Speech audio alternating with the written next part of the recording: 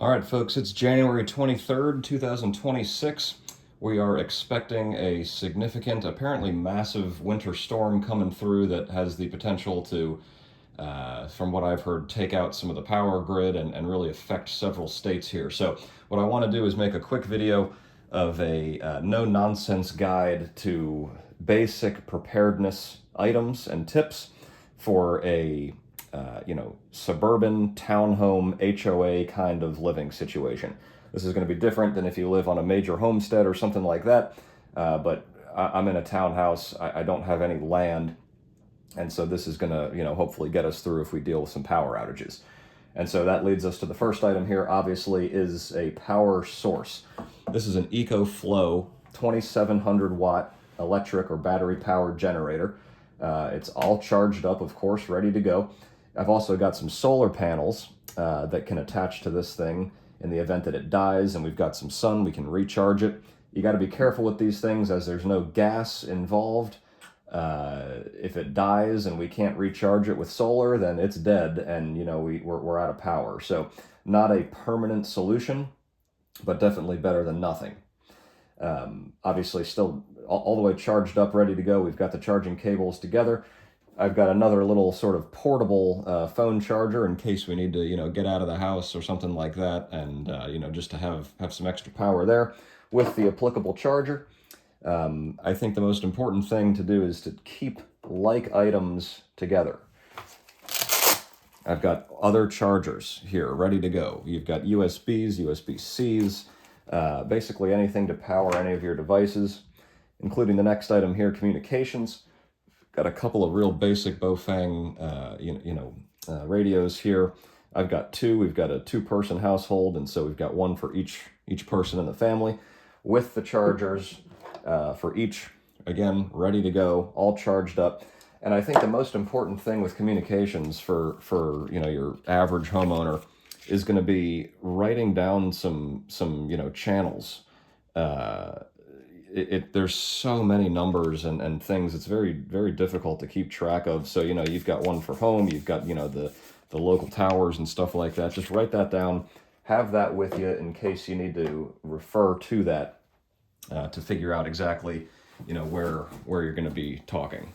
A couple of basic flashlights, obviously very good to have if the power goes out, as well as maybe a Coleman lantern or something similar.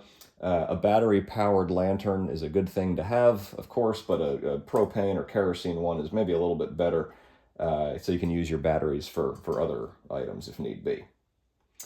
That can also produce a little bit of heat. It's not going to warm you up like crazy, but something like this is really, really good to have as well. This is the best way to heat a single room from my experience. I've been using this thing for several years in different homes. This is the Vornado whole room heater, and so it actually circulates the air. It's not just a space heater. It really warms up a whole room pretty quickly. You do have to be a little bit careful if you're out of power. This thing will suck up energy and juice from the generator pretty quick. So use it sparingly, but I would highly recommend one of these. It's going to be the best way to heat a whole room. And then in addition to that, for heat, if you're in a townhome like me, you're probably not going to have an opportunity to make a fire, or really need to, but it's a good idea to have a fire starting kit nonetheless. Get that open. A couple of basics in here. You've got, some dryer lint, tinder kind of thing. Got some Zippo lighter fluid and extra flints ready to go, just to help get the process started. Several lighters, several packs of matches, little multi-tool here, just in case. Kind of never know when you'll need that. There's a ferro rod in there in case the matches, their lighters get wet. Good thing to have a fire kit, again, even if you're not in a situation where you can be burning a lot of firewood. Lastly on the table here is obviously going to be water. Good rule of thumb is 1 gallon of water per person per day. So I've got plenty more water in the garage, ready to go, but this is just for an example here. Can't have too much water, and you got to be careful with this kind of stuff, because if this is a real true emergency, people might freak out and might come for your supplies. So, be careful. spreading the word about that. Be helpful to your neighbors, obviously, but you don't want to be, proclaiming that you've got all the supplies ready to go. A couple other things not shown here are going to be, maybe some wool blankets or general warming items. Sometimes these, Mylar emergency blankets are pretty good too. This is pretty extreme, obviously, but these pack down real small, and it's you can get 100 of these things, and it takes up basically no space. So these are really good if it is a serious situation. Otherwise, again, a wool blanket's going to be pretty good to keep you warm and insulated. And then finally, I'm not going to show it here, but you need some sort of protection, frankly, just to be safe.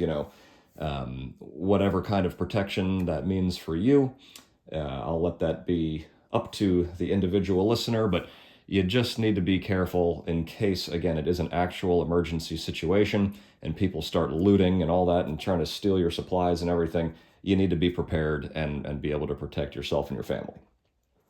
So again, in my mind, these are going to be the items that are going to get us through, maybe a couple of days of a power outage kind of thing. We've got food storage ready to go as well. But this is not necessarily going to be all comprehensive. Again, if you've got a several acre homestead or a farm or something like that, you're going to need serious tools, chainsaws, gasoline, things like that. So anyway, this is just a real basic, bare bones list. And if you're watching this video before the storm hits, good luck to you. We'll keep you in our thoughts and prayers. And thanks for watching.